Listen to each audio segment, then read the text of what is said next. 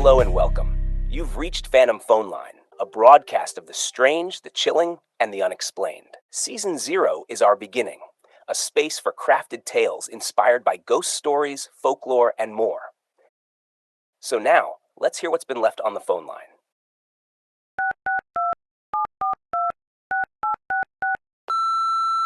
Hey, I don't know if this is the kind of story you're looking for, but I guess I'll just start from the beginning. I was about 9 when my mom and I moved into that house. See, it wasn't supposed to be permanent, just something cheap to hold us over after her divorce. The rent was low, and my mom was exhausted. She just wanted a fresh start. It wasn't the kind of place we were used to, but money was tight. We didn't have a choice. My mom tried to make it seem like an adventure, telling me how we'd fix it up together, how while we were there, it would be ours. But even as a kid, I could tell the difference. The windows didn't shut all the way. The floors creaked, and the air inside was stale and dusty, like no one had lived there for a long time. She was in a hurry looking for houses, and she didn't have the time or resources to be picky, so I don't think she ever really looked at the place. Not the way I did. The house wasn't right. It wasn't falling apart or anything, just off.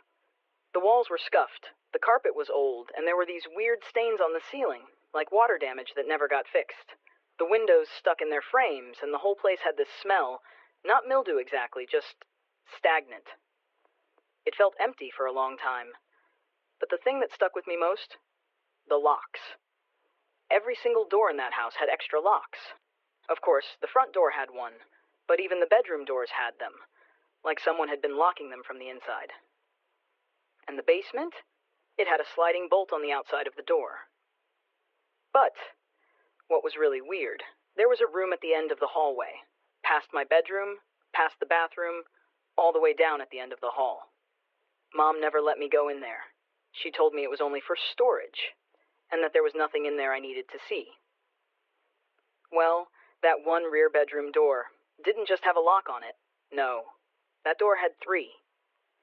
3 deadbolts stacked on top of each other. My mom brushed it off. Probably just the last tenant being careful, because of the area, she said. I didn't push. We were tired. We were stressed. But we never used that room. As far as I knew, it was just this small back bedroom. Mom told me to stay out of it. Not in a mean way, just a firm way. At first, nothing happened. Nothing memorable, anyway. It was just an old room, in an old house, in a neighborhood my mom didn't want me playing outside in. The first night I heard it, I thought it was just the house settling. I was in bed, trying to sleep, when I heard a muted, indistinct sound. Not loud, just faint, coming from somewhere down the hall. Not enough to really pay attention to. I only noted it because I wasn't yet used to my new surroundings. It wasn't my first time staying in an older place, and I knew they made noises, but I wasn't accustomed to it. The next morning, I told my mom. She barely looked up from her coffee. Old house noises, she said. Nothing to worry about. But she didn't look at me when she said it. She looked down the hall. After that night, I noticed she had stacked a bunch of boxes in front of the door. Big ones. Heavy ones. They were filled with our extra things, stuff from the old house we hadn't unpacked yet and didn't immediately need. When I asked her about it, she just got weird. Told me she was rearranging and to leave it alone. She said she did it just to keep me out, that the room wasn't cleaned up like the rest of the house was. That's why it was just for storage. I was a kid. I didn't question it, so I listened. But every time I passed by, I felt like something was watching me through the crack under the door. Like the air inside that room was different from the rest of the house. Sometimes late at night, I'd hear something from behind it. Faint, like a shuffle, a scrape, just for a second, then silence. I sat up and listened. It stopped. After a minute, I figured it was nothing and laid back down. Then it came again, a light thud sound, or rather, a series of dull thuds with long pauses in between. I pulled the blanket over my head and forced myself to sleep. I tried telling myself it was my imagination. But then, one night, I got up to get a glass of water. As I walked down the hall, I went by that room. The one we weren't supposed to go into. The one blocked off with boxes. and I swear I saw something move behind the door. Not a shadow, not a trick of the light. The door itself shifted, like something was pushing against it from the other side. My gut was tight with something I didn't have words for. Then, very softly, from behind the door, a shuffling sound, like someone leaning, pushing their weight on the other side. I ran back to my room and hid in my bed. The next morning, I didn't say anything. Mom looked tired, more tired than usual. And when I went into the hallway, the boxes were stacked even higher. And that's how our life was. We lived out our days normally, and at night, the house was mostly quiet. At night, I'd hear sound coming from inside that room, like something shifting just on the other side of the wall. Mom always had a reasonable excuse. She said it was the house settling, or pipes expanding, or the wind outside. It was somewhat comforting, but deep down, I didn't buy that.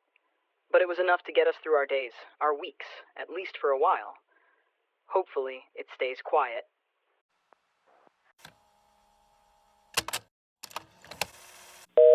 Hiya. I've got a strange one for you. It's a little hard to explain, but I'll do my best to try.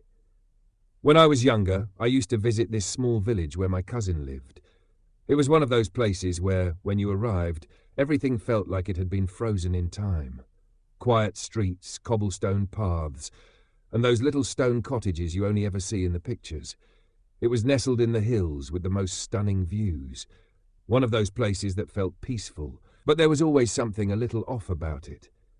I didn't notice it much when I first went, but after that night, well, let's just say I'm not too quick to visit anymore. So it all happened one evening when my cousin and I were walking back from the pub. We'd been out with a couple of friends, just one of those nights where you're trying to unwind and toss back a few pints. It was a bit later than usual for a stroll, maybe around midnight. We were laughing and chatting about something when we suddenly heard these bells ringing in the distance. Now, the thing is, the village didn't have a church with a bell tower.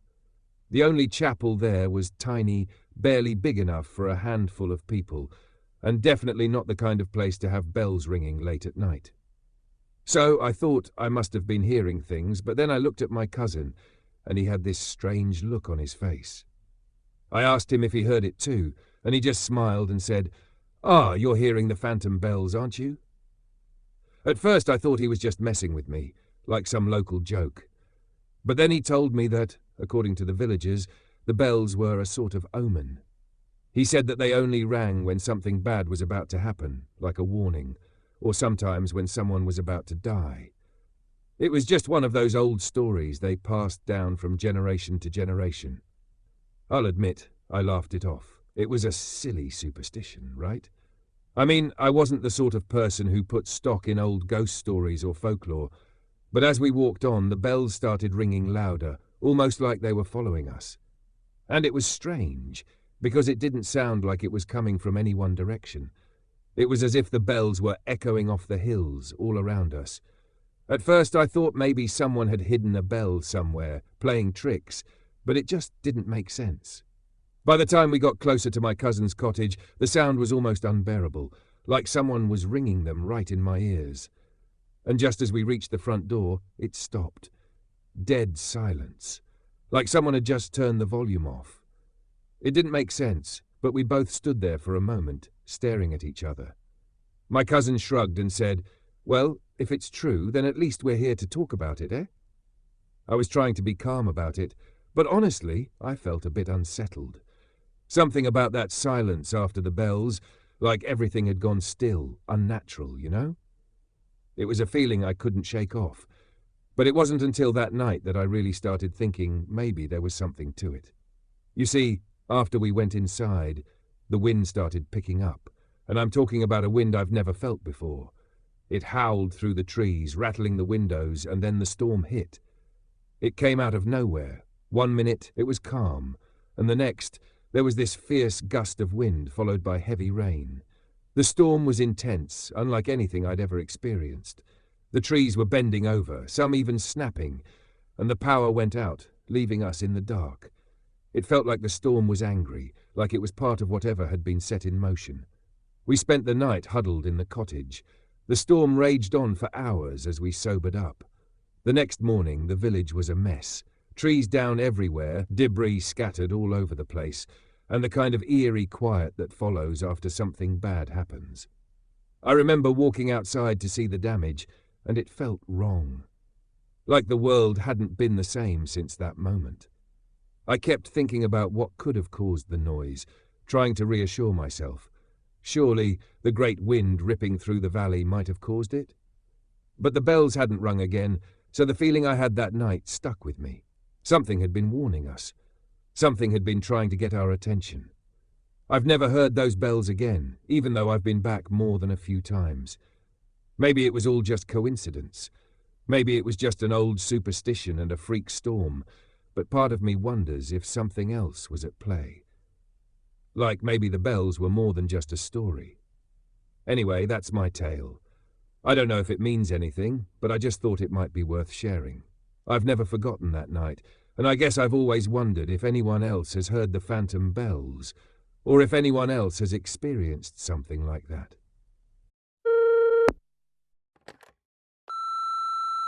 Hey, me again. I'm the guy who was living in the old house with the bolted bedroom, with the unpacked boxes stacked against it. Since I called in about it last time, I figured I'd follow up. Long story short, we didn't stay in that house. I always knew we wouldn't. After all, it was meant to be transitional. But I didn't expect it to happen the way it did. You see, it got worse. For a while, things proceeded as they had. Mostly, not too bad. Every few nights, there would be the noises. But after a while, you almost get used to it. We had settled into a strange routine. The weird noises, the boxes, the occasional feeling of being watched. I learned to live with them. I had to. Mom wasn't going to talk about it, and I wasn't going to push. But then, the noises got worse. Before, the sounds came in bursts. A knock, a shuffle, the faintest rustle of movement. But the frequency and force behind them was growing. One night, I was soundly sleeping under my blankets, and then, thud. A deep, heavy sound echoed out. I sat up fast, my heart slamming against my ribs. It came from down the hall, from the blocked-off room. I wanted to believe I imagined it, but then something pushed hard against the door. I held my breath for a minute, expecting more sounds, but there was only silence for the rest of the night. A heavy, unnatural silence, like the house was waiting. Like it had all been a dream. Only it was more like nightmare. The next day, I woke up to find the bolt unlocked. At first, I thought maybe Mom had been in there for something, but she was paranoid about that door. No way would she leave it like that. When I pointed it out and asked her, she just looked at me and said, "Stay out of that room." She wasn't mad. She didn't even look surprised. She just nodded, grabbed her keys, and left without another word. She came back an hour later with a lock. She didn't say anything when she installed it, just knelt by the door, screwing it in, her hands shaking the entire time. A few nights later, I got up to use the bathroom. As I walked past the hallway, I glanced at the blocked-off room, and I froze. It was hard to notice, but we had been living there for a while now, and I walked past it a few times a day. So I knew something was not quite right. I stared for a long time. Then I saw it. The boxes, they weren't stacked up the same way. They weren't that different, just shifted. Like someone had bumped up against the inside of the door, and the vibration had knocked them back, shifted them away from being firmly against the door. Maybe only a half-inch or so. By breakfast the next morning, Mom had already pushed the boxes back tight. She was concerned. She never said it out loud, but I saw it in the way her eyes darted to the hallway when she thought I wasn't looking. The way she triple-checked the locks before bed. She kept telling me everything was fine, but she was tired all the time. Always on edge. Always listening. One night, I woke up to go to the bathroom and saw her standing in the hallway, staring at the blocked-off room. She didn't see me, didn't move for a long time. Then, very slowly, she pressed her hand against the door, like she was feeling for something. I went back to my room without saying a word. I didn't know what scared me more, the fact that she was checking, or the fact that she looked like she was waiting. Then, one night, I woke up to the sound of something falling. A crash. A deep rattling thud that shook the walls. I ran out into the hallway, and Mom was already there. The boxes were on the floor. The door, the one they'd been blocking, was cracked open, and I saw inside. The room was empty. Bare wood floors, blank walls. Nothing in it but dust. But the air inside, it felt wrong. Heavy, like breathing in water. And the air that drifted up was cold. Too cold for summer, and it smelled weird, like dirt and rust. Mom didn't say anything. She just grabbed my arm and pulled me back toward my room. She shut the door, slid the bolts back into place, and restacked the boxes. The next morning, Mom was already awake, already dressed. She told me to pack a bag. "We're leaving," she said. "Just for a little while."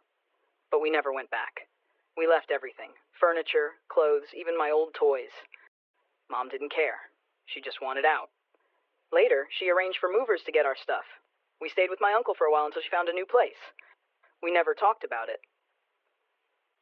She refused to tell me what she knew, what she heard, what she felt. But I remember that night, and I wonder, if we hadn't left, would I have woken up to the boxes being moved completely? Would I have woken up to the door open? Would I have woken up not alone? I guess I'll never know. Later, I asked her about it. Asked her why we really left. She just shook her head and said, "I did what I had to do." I don't know what she meant by that, and honestly, I don't think I want to.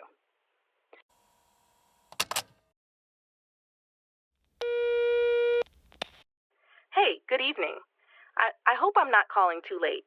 I was just sitting here, listening to the stories y'all been playing, and something in me knew that this was a place I could tell it. So here I am. It's weird, but I promise you, this happened, and I still don't know what to make of it. This was a few years ago, maybe 5 or 6. I was in between jobs, needed a place to stay, and my aunt told me I could use her old house.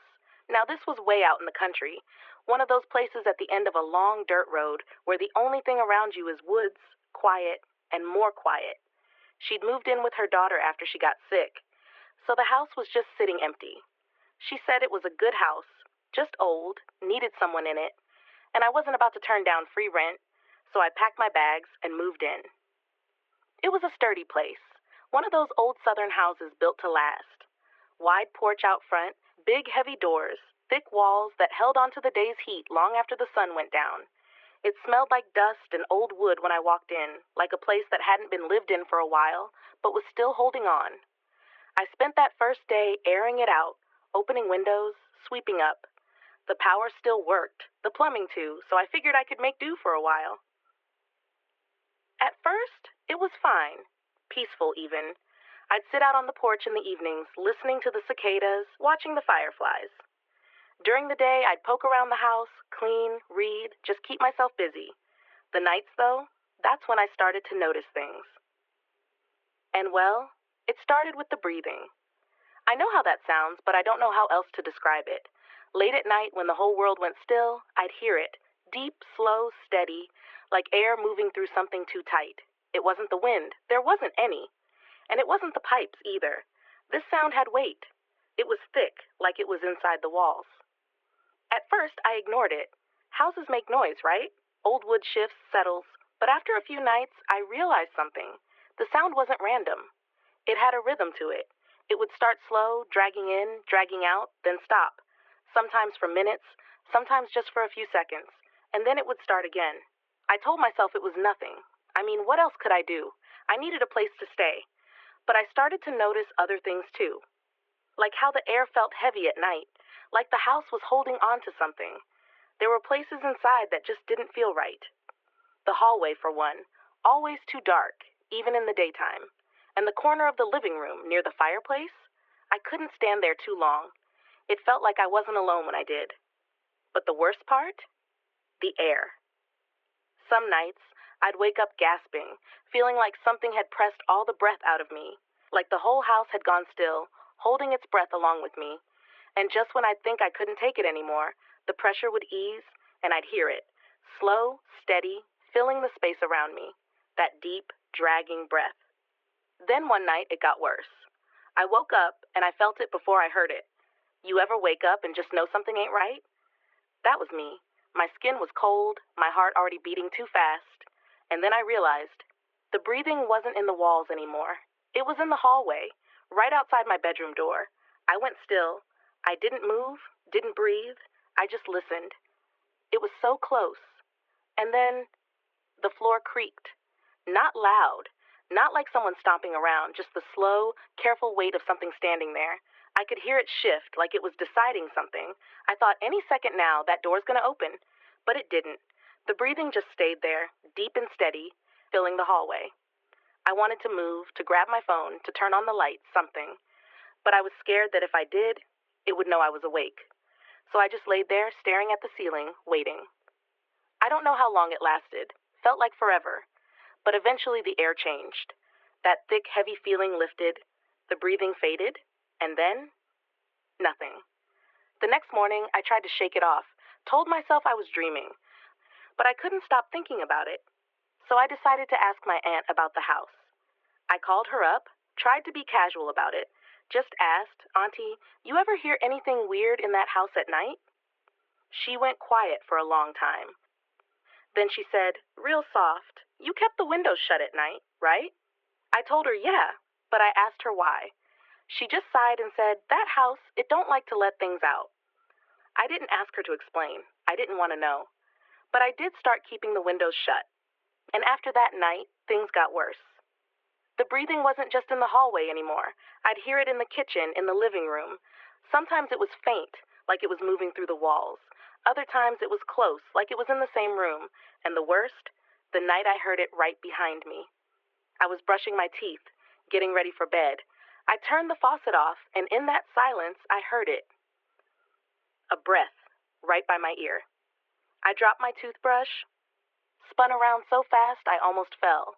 But nothing was there, just the empty bathroom, the dim light flickering above me. That was it. I was done. I packed my bags that night.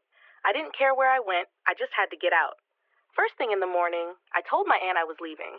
She didn't ask why. She just said, probably for the best. I never went back. Didn't even drive down that road again. But sometimes, on heavy, still nights, when the air feels wrong and the silence stretches too long, I think about that house. I think about the way it felt, like something was always waiting. I think about that sound.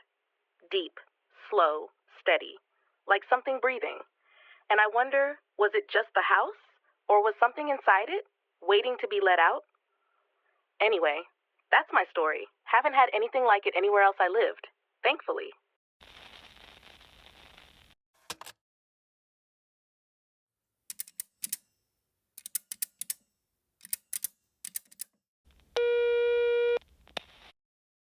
Hi. I was listening to your show the other night, and I heard a guy call in about a house his mom rented when he was a kid. The one with the locked up room. And, well, I think that was my son. I recognized everything he described. The noises, the locked door, the boxes, and he got it mostly right. But he was a kid then, and I don't think he ever really knew why I did the things I did. And maybe that's for the best. But I haven't told a soul about what happened in that house. Not really. I never even told him, not all of it. Wanted to protect him from it. But hearing him talk about it, I guess I just felt like I had to say my piece. So, yeah, I'm calling in to tell you the other side of the story. He was right about why we were there. I didn't have a lot of options when I found that place. I was newly divorced, didn't have access to a lot of money, and I needed something now. I won't get into all the details, but I was in a rough place. And that house? It was cheap. It wasn't in great shape, but the landlord was willing to overlook my situation, and that was more than I could say for most. When the landlord showed me the house, he went through the usual routine: hardwood floors, tons of natural light, that kind of thing. But I barely heard any of it. At first, I tried to see it as a fresh start, somewhere we could get back on our feet. But from the moment I stepped inside, I had a bad feeling. It wasn't anything obvious. The floors creaked a bit, but it wasn't falling apart or anything. Still, something about it made me uneasy, like it had been sitting empty too long, like it didn't want to be lived in. Then I noticed the locks. Every bedroom door had them. But the worst was the back bedroom, the one at the end of the hall. 3 deadbolts, on the outside of the door. Hard to miss, really, and not normal locks either. These were thick, heavy-duty things. Industrial looking. The kind I'd only seen on back entrances of stores, the kind you'd use if you were scared of someone or something. I asked the landlord about it, but he just shrugged and said the last tenants were particular. Wouldn't say anything more. He walked up to the door and motioned for me to follow. "This one's been empty a while," the landlord said, fumbling with the deadbolts. It took him a minute to get them all undone, like they hadn't been touched in years. When the door finally creaked open, I felt the temperature drop. The air was damp, thick, like a basement that had flooded and never fully dried. The room itself was nothing special. Small, bare, just 4 walls and a warped wooden floor. But there was something wrong about it. The corners looked too dark, the light from the hallway not quite reaching them. Every sound seemed swallowed, like the walls were too thick, too heavy. The floor and walls were scuffed and scratched in strange patterns, almost like something had been dragged across them over and over. The landlord just chuckled, said the last tenants had their quirks, and moved on like nothing was off. And maybe that should have been my cue to walk away. But I didn't. I followed him back down the hall, pretending I didn't feel something lingering in that doorway, watching us leave. I should have walked away. I should have trusted my gut. But I told myself I was being paranoid, that I was seeing problems because I was looking for them. So I signed the lease. The very first night, I didn't sleep well.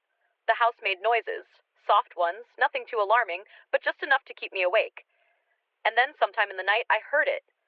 A sound from down the hall. Muffled. Soft. Not loud enough to be concerning. Just there. I sat up listening. I told myself it was an old house settling, that I was on edge from the stress of the move. But I kept thinking about those locks. It wasn't just the stress of moving or the unfamiliar creaks of an old place settling. It was something else. Something I didn't want to admit I felt. I kept waking up every hour or so with this gnawing sense that I wasn't alone. Not in my room. Not even in the house. That there was something listening. Around 3 in the morning, I heard it. A faint, deliberate sound from down the hall. A slow, scraping noise, like wood dragging against wood. I held my breath, heart hammering, listening hard. Maybe it was just my nerves, maybe it was nothing. But then, thud. A heavy, unmistakable impact. Like something shifting, pressing against a door. That door. I crept into the hallway, careful not to wake my son. The air felt heavier there, thick with something I didn't have a name for. And then as I stood outside that locked room, barely breathing, I heard it again. A shuffle. A creak. Then a quiet, deliberate thud from inside the room. Not a pipe. Not the house settling. A thud. Something ramming against the locked door. Something that wanted out. When morning came, my son told me he heard something too. He was just a kid. He didn't seem scared, just curious. I brushed it off, told him it was just old house noises. He didn't push. That's when I started stacking the boxes. My son thought I was just keeping him out, and I let him think that, because the truth was worse. I wasn't keeping him out. I was keeping something else in. I don't know how to explain it. Every night when the house got quiet, I would just know that something was wrong. It wasn't just a sound, exactly. It wasn't a shadow or a smell. It was just a feeling. Like something was standing on the other side of that door, waiting. I tried to ignore it at first. I was exhausted, overwhelmed. I figured I was psyching myself out. But then, the noises started getting worse. The thuds. At first, they were soft, just faint bumps, like something shifting in the walls. But as the nights went on, they got louder, heavier. Then came the scraping. Long, dragging sounds like something was moving inside that room, dragging itself across the floor. I started staying up later, sitting in the hallway after my son went to bed, just watching the door. Every night, the house would go silent, and every night, I'd hold my breath and wait. Most nights, nothing happened, but some nights, I swear I saw the door move. Just the slightest shift, like something was leaning against it from the other side. That's when I stopped sleeping. Then, a few nights later, it all came to a head. I woke up to a crash. I ran into the hallway, and the boxes I'd stacked were on the floor. The door, the one with 3 deadbolts, was cracked open. Everything felt wrong. I didn't think. I acted on instinct, just scooped up my son to get him away from that doorway. I sat outside my son's room with my back against his closed bedroom door, staring down that hallway the rest of the night. The next morning, we left. We never went back. I don't know what was in that house. Maybe nothing. Maybe just my own paranoia. But I know this. If we had stayed, I don't think the door would have stayed closed. And I don't think we would have been the ones to open it.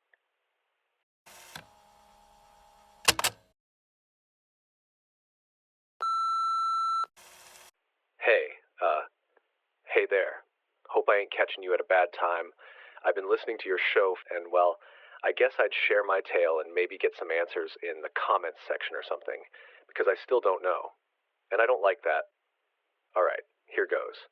This happened a few years back, late summer. The days were still long and hot, but at night you could feel fall creeping in. Cooler air, that dry smell in the wind. I was living out in the country back then, in a little rental house surrounded by farmland. Not a lot of neighbors, nothing but fields in all directions. Quiet. Peaceful. The kind of place where you could sit on the porch at night and hear nothing but crickets and the occasional coyote yipping in the distance. I liked it. I liked the space, the stillness. I was born on a farm myself, but had spent the last few years in the city. But after a few years of living back out there in the country, I couldn't imagine going back to all that noise. There was something calming about it. Just me, the dog, and miles of open land. The house sat on the edge of a cornfield, a big one, the kind that stretched so far it felt like it went on forever. During the day it was kind of nice, watching the stalks sway in the breeze, but at night it felt different. Something about all that empty space, the way the wind whispered through the rows, the way the darkness seemed to settle between those stalks, it made the fields feel odd. I know that sounds weird, but if you've ever been out in the country at night, you get it. That feeling like something could be standing just past where your eyes can see, watching, waiting. I never liked looking at the fields after dark. Felt spooky. Well, I guess I should get to the point. It started one night in late August. I was sitting out on the porch with a beer, just listening to the sounds of the night. The dog, an old mutt, was lying at my feet, half dozing. It was peaceful, like always. Then the dog sat up, fast. Ears pricked forward, whole body stiff. At first I didn't hear anything, but then after a few seconds, there it was. A rustling. Not the wind, not that soft whispering sound the cornstalks usually made. No, this was different. Heavier, like something big was moving through the rows. I leaned forward, squinting into the dark. Deer? I muttered, mostly to myself. The dog let out a low, quiet growl, and that's when I realized something was off. See, we got deer out there all the time. Coyotes, too. Every now and then, even a stray cow from one of the neighboring farms. And the dog? Never cared. Would bark at the occasional raccoon, sure, but deer? Coyotes? Seen 'em 100 times. Knew what they were. But this was different. The rustling came again. Closer this time. Slow. Deliberate. And then just for a second I saw it. A shape, just beyond the edge of the field. Tall, too tall. The moon was bright that night, and for a split second the shape stood against the cornstalks, something long and thin, its head just barely poking above the rows. Not a deer, not a person. And then it ducked down, gone, like it knew I saw it. I stood up fast, knocking over my beer. The dog was growling louder now, standing stiff-legged at the edge of the porch. I grabbed the flashlight from the railing and flicked it on, shining it toward the corn. Nothing. Just rows of stalks swaying gently in the breeze. I swallowed. My heart was pounding. Maybe it was a trick of the light. Maybe my eyes were playing games with me. But the dog? He wasn't buying it. Ears still up, body tense, eyes locked on that exact spot. I stayed out there for another hour, listening, waiting, but I didn't see anything else. Finally, I went inside. The dog didn't want to come. Had to drag him by the collar. Even once we were in, he wouldn't settle, just kept pacing by the door, growling every now and then. That should have been the end of it. But it wasn't, because the next night it happened again. I was inside this time, watching TV. The dog was lying by the door. Everything was quiet, normal. Then, thump, a heavy sound against the side of the house. The dog bolted upright, growling so deep it rattled his chest. I froze. Stared at the door. Thump. Again, like something big was leaning against the wall, pressing. I grabbed the flashlight and stepped toward the window. The dog started barking, loud and furious, throwing himself at the door like he wanted to rip it off the hinges. I yanked back the curtain. Nothing. Just the porch, the empty yard, the cornfield beyond. But the stalks were moving, not swaying in the breeze. Moving, like something had just stepped back into them. I didn't go outside that time. I don't know how long I stood there frozen, watching that field. But eventually the stalks went still again.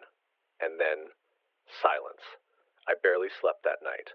For the next few days I kept a gun by the door, kept the dog inside after dark. Every night I'd sit there listening, waiting, but nothing happened. And then, just when I thought it was over, the footprints. It had rained that morning, a good heavy rain, like the kind that turns dirt to sloppy, wet mud. I stepped out onto the porch, coffee in hand, and I saw them, leading from the cornfield, coming right up to the porch steps. Not deer tracks, not coyote, footprints, but wrong, long, thick, like a person's, but not. Too wide. I stared at them for a long time, and then, just like that, the light rain became heavy and they were gone. Whatever it was, it never came back after that, at least not that I noticed. But I moved out a few months later, got a place a bit closer to town, closer to my work. I still don't know what I saw, what I heard, what left those tracks. I've heard the stories, though, the old ones, the ones people don't like to talk about things that live in the deep woods, in the empty places, in the cornfields, things that watch, things that wait.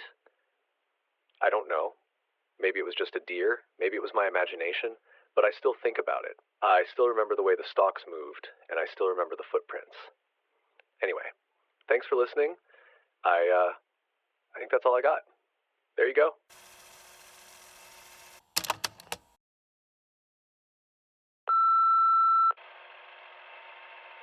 Buenas tardes. Hello. I hope it's alright that I'm calling. I heard you let people share their little stories, odd, strange, or just things that stay with you. Well, mine isn't frightening or anything. It's just something that touched my heart, and, I guess, reminded me that sometimes the old ways still have a bit of magic. I grew up in a tiny town. One of those places where the streets are too narrow for cars, and the buildings are painted all different colors, mustard yellow, cobalt blue, dusty pink. The kind of town where everybody knows everybody else's birthday and family gossip travels faster than the morning buses. We lived in a small adobe house with a bright red door and clay pots overflowing with geraniums. My abuelita lived with us, mi abuela Carmen, that is my grandmother, and she believed in all the old superstitions. You had to leave a glass of water by the door to catch bad spirits if someone was sick. And always listen when a bird came tapping at your window.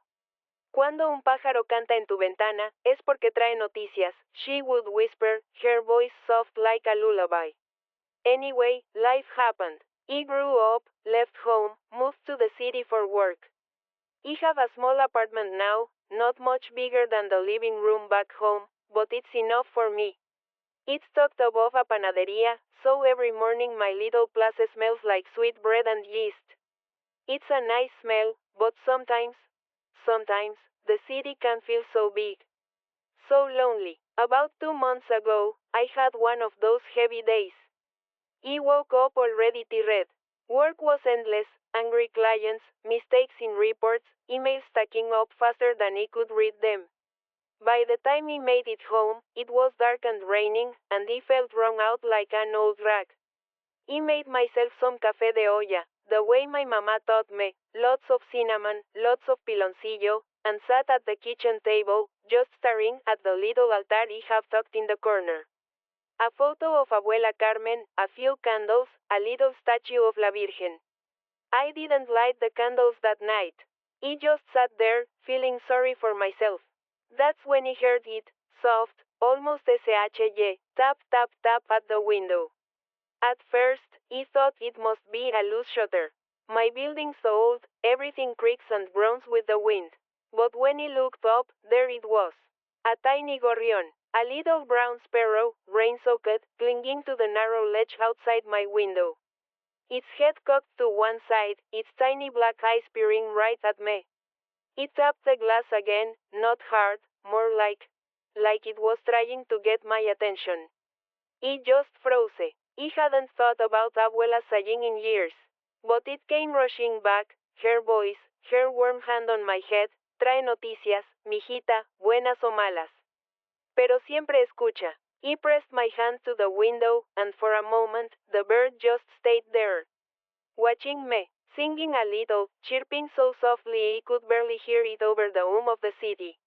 And then, just like that, it fluttered off into the rain. I stood there a long time, feeling this strange, warm feeling in my chest. Like something had shifted, even though nothing had changed. I almost forgot about it by dinner time. Made myself some sopa de fideo, half listening to old rancheras on the radio. Tried to shake off the day. But around 7 that evening, my phone rang. When I saw the name, I nearly dropped the bowl of soup. It was Anna, my younger sister. We hadn't spoken properly in months. Life, you know, jobs, husbands, little ones running around. Always meaning to call, always finding reasons not to. I picked up, and before I could say anything, she just said, I don't know why, but today, I felt like I needed to hear your voice. We talked for 2 hours, maybe more. About nothing and everything. About the time she got her hair stuck in the fence trying to spy on the neighbors. About how we used to pick mangoes off the tree in Tia Marta's yard and eat them till we got stomachaches. About how much we missed home, not just the place, but the feeling. When I finally hung up, I sat there, the soup cold on the table, my heart feeling lighter than it had in months. The little bird hadn't just brought me any news. It had brought me home. Since then, whenever a bird perches on my windowsill, and they do, from time to time, I stop what I'm doing. I listen. Maybe it's silly. Maybe it's nothing. But maybe it's a little whisper from the world, reminding us we're connected, no matter where we are. Sometimes, when I'm walking home from work, I pick up a little sweet bread from the bakery downstairs and leave some crumbs by the window. A little thank you, you know, for the tiny messengers who remember to visit us, even when we forget to ask. Anyway, thanks for listening. It feels good to tell my story. If you ever hear a bird tapping at your window, maybe take a moment. You never know what kind of news it might be bringing.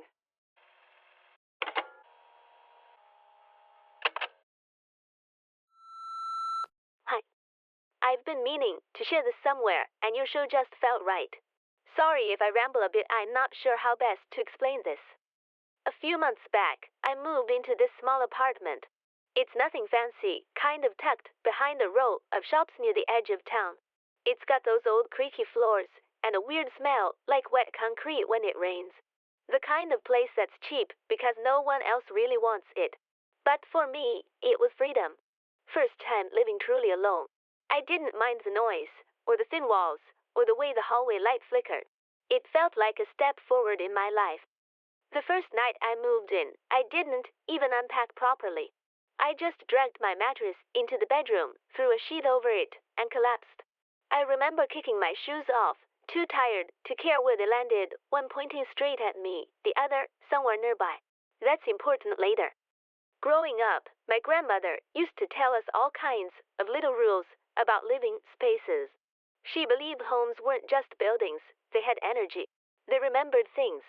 She would say things like, never leave shoes pointed at the bed, or always greet the new house. When I was younger, I half listened. But moving day was long and exhausting, and honestly, all I wanted was sleep.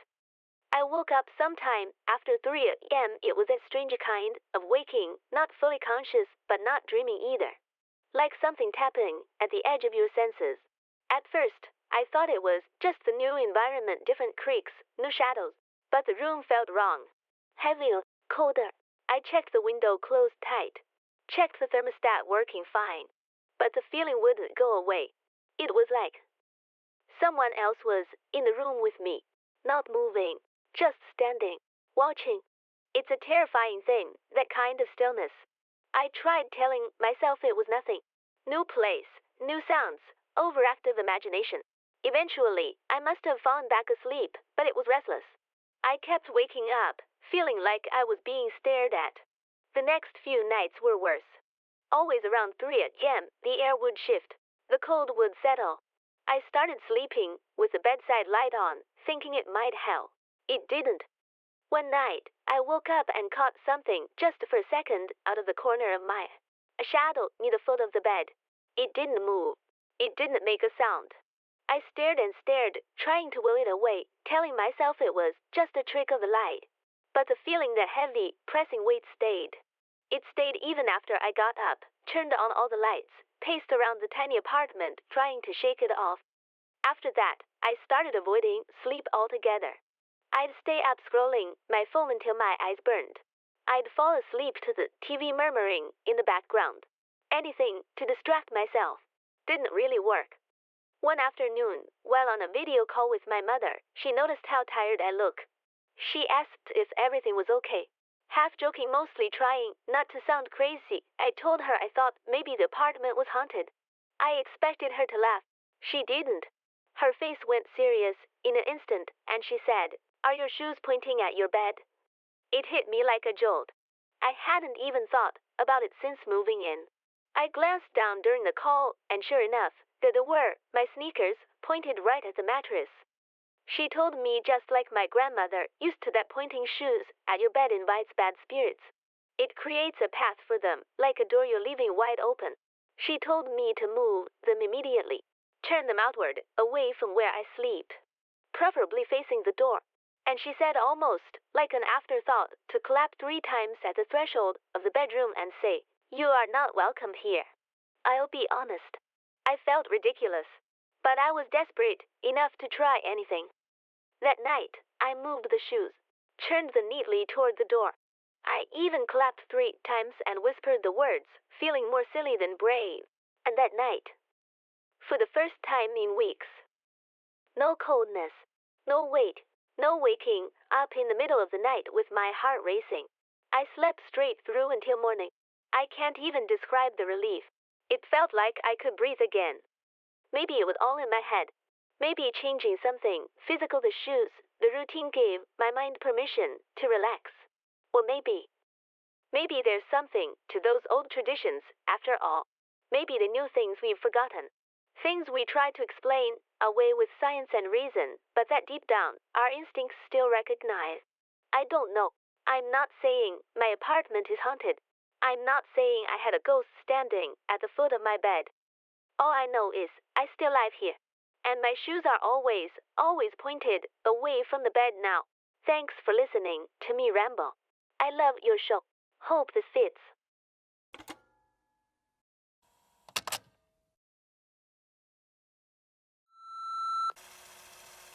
Not really sure what I'm doing, to be honest. I'm not the type for calling up radio shows or leaving messages, but, well, my mate said you folks listen to people's odd little tales, strange experiences. So here I am. Maybe it's silly. Maybe it's just something I need to get off my chest, you know. I'm from the Midlands originally. Little town nobody's heard of unless they got lost on the way to somewhere bigger. Terraced houses with sooty chimneys, back gardens with lines of wash strung up like bunting, and every street had a dog or two barking at the postman. You knew everybody, and everybody knew you, whether you liked it or not. My gran lived just a stone's throw away. Little red brick house with a wild rosebush out front that she could never quite tame, no matter how many times she hacked it back. She was what you'd call a proper old soul. Hard hands, kind heart, never missed a Sunday service, and full to the brim with old sayings and superstitions. There was no talking her out of them. Weren't just quaint habits for her. They were rules for staying right with the world. "Don't whistle after dark, or you'll call something you don't want," she used to say, wagging her finger at me. "Don't cut your nails on a Sunday, or you'll have bad luck all week. And for heaven's sake, never ever leave the house without checking the horseshoe." That horseshoe hung over her door for as long as I could remember. Big heavy thing, iron, blackened with age. She said it caught luck, like a cup catches rain, but only if you hung it open end up. If you hung it wrong, it wasn't luck you'd be inviting in. I can still hear her voice sometimes, plain as day. It's funny what sticks with you, isn't it? When I was little, I used to think the horseshoe was magic. I imagined it glowing in the dark, battling off ghosts and bad dreams. As I got older, I chalked it up to Gran's way of making a scary world feel a bit safer. Anyway, fast forward a few years. I'm 24, thinking I'm dead grown up, saved up enough to move out into my first flat. It weren't much, a third-floor walk-up in an old Victorian building with a stairwell that smelled like damp brick and boiled cabbage. But it was mine, my own place. I remember the first night I moved in, sitting there cross-legged on the carpet with a takeaway curry, feeling half thrilled and half scared out of my mind. Didn't think about a horseshoe, didn't think about salt by the door or rosemary on the windowsill. I was thinking about furniture, bills, work deadlines. But I should have thought about it. I really should have. At first, it was just the usual odd noises. You expect that, right? Old pipes knocking, windows rattling in the wind, the neighbour upstairs stomping about like he's wearing lead boots. But soon enough it got weirder. I'd hear faint tapping at the windows late at night. Gentle, like someone tapping with one finger. Not enough to be the wind, not quite regular enough to be brushed off. Sometimes I'd catch a whiff of something. Not unpleasant, just old, like a closed-up cupboard full of forgotten things, dust and lavender and wood smoke. And once or twice, I woke up to find the hall light switched off when I was sure I'd left it burning. I blamed myself at first, too tired, too much on my mind. But then the dreams started. I'd dream of faces at the window, not scary faces, necessarily, just watching, wide, dark eyes, barely more than outlines. Long hands resting against the glass, waiting. I'd wake up cold, my heart hammering, convinced there was someone outside, even when I knew I lived too high up for anyone to reach. It wasn't just at night either. Sometimes I'd find things moved slightly. The keys I always left on the hook would be on the kitchen table. A cupboard door ajar when I knew I'd closed it. A glass toppled over in the sink, like someone had brushed past. Built up, slow and steady, until the flat didn't feel like mine anymore. It felt like I was sharing it with something else. One Sunday morning, after a particularly rough night, I called me Mum, half expecting her to tell me I was daft or stressed or watching too many horror shows. But she didn't. When I told her about the dreams and the noises and the feeling of being watched, she just went real quiet for a moment, and then she asked, dead serious, "Have you hung a horseshoe over your door?" I laughed. Of course I laughed. I said, "Mum, I'm not superstitious, I'm just exhausted." She didn't laugh. She just said, soft and firm, "Doesn't matter if you believe, it matters that they do." Those words stuck with me, like a stone dropped into the pit of my stomach. I tried to shake it off, but later that week, I found myself at a car boot sale, wandering the stalls, half-heartedly poking through junk. It was one of those grey mornings where the sky looks like wet wool, and every breath steams in the cold. And there it was, an old horseshoe, sitting forgotten among broken clocks and chipped teacups, rusty and blackened with age, but whole. Solid. The woman running the stall barely glanced up when I picked it up. She just smiled, small and knowing, like she understood why I was there. I bought it for £1, carried it home, cradled against my chest like it was fragile. That afternoon I scrubbed it clean, dried it careful, and nailed it up above my door, open end up, just like Gran always said. I said a little prayer too. Nothing fancy, just a please and a thank you to whoever might be listening. That night, the flat felt different. Still. Quiet. The kind of quiet that feels safe, not empty. No tap-tap at the windows. No shuffling footsteps, no cold spots prickling down my spine. I slept straight through till morning, woke up feeling like myself for the first time in weeks. It's been 3 months now. And I'll tell you, I never go anywhere without checking the door when I leave. Make sure that horseshoe's still there, still hanging right. Maybe it's all coincidence, maybe it's all in my head. But sometimes when I'm sitting in my little flat, reading by the window with a cup of tea, I catch sight of the horseshoe glinting soft in the light, and I feel this warm, steady sense of something old and good watching over me. I think there's more to the old ways than we give credit for. Things our grandmothers knew, things they learned the hard way. Quiet protections, little rituals that keep the world balanced. Anyway, thanks for listening. Feels good to say it out loud, even if it sounds mad. Maybe next time you move into a new place, think about hanging a horseshoe over your door. Just in case.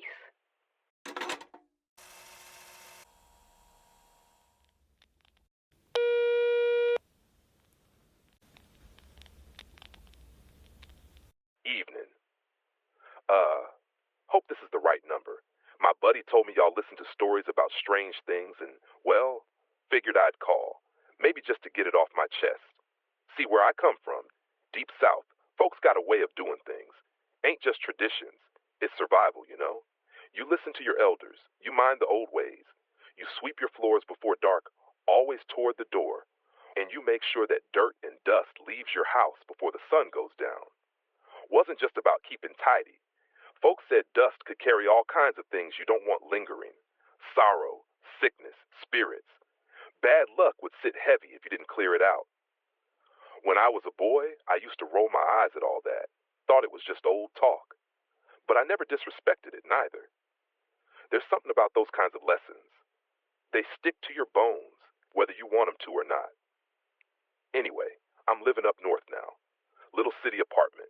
Working long hours, trying to make ends meet. Place came mostly furnished, but I still needed odds and ends.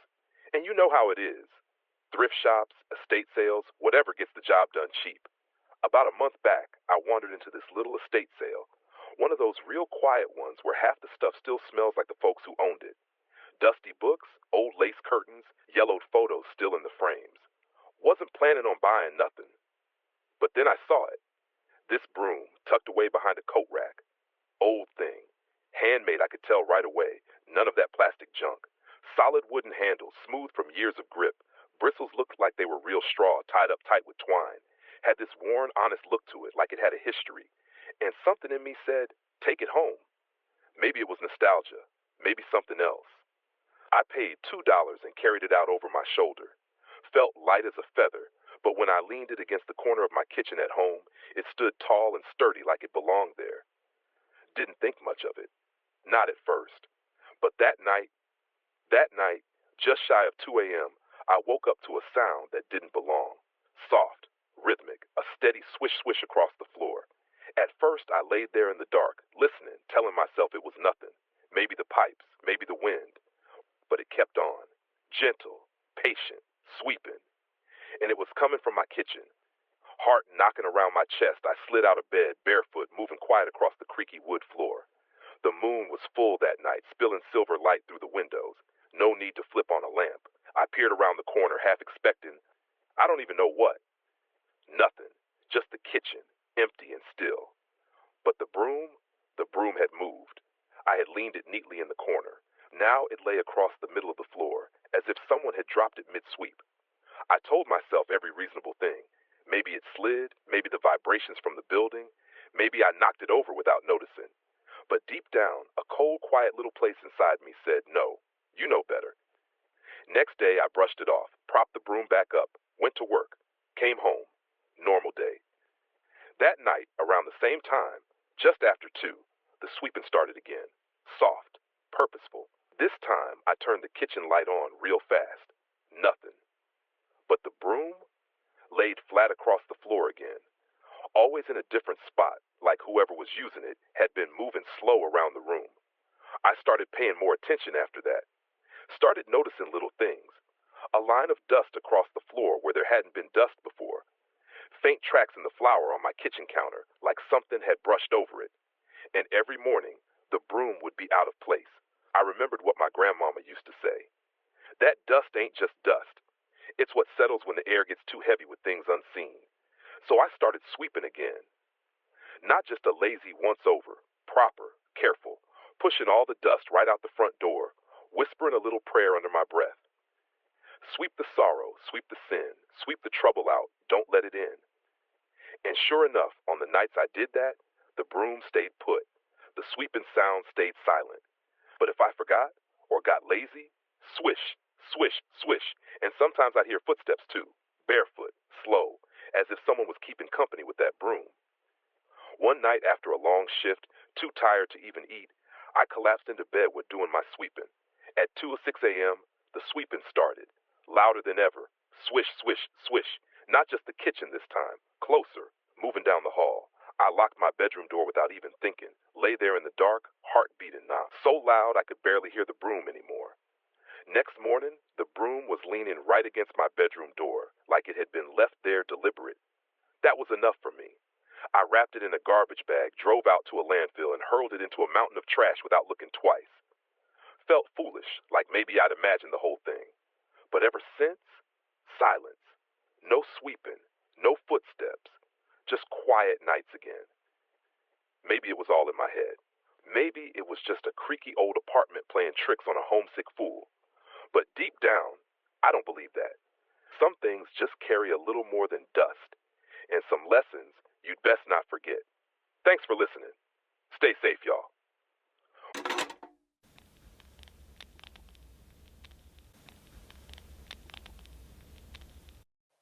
That's it for this episode of Phantom Phone Line. If you have a story to share about something unexplainable, check our website at www.phantomphoneline.com for submission instructions.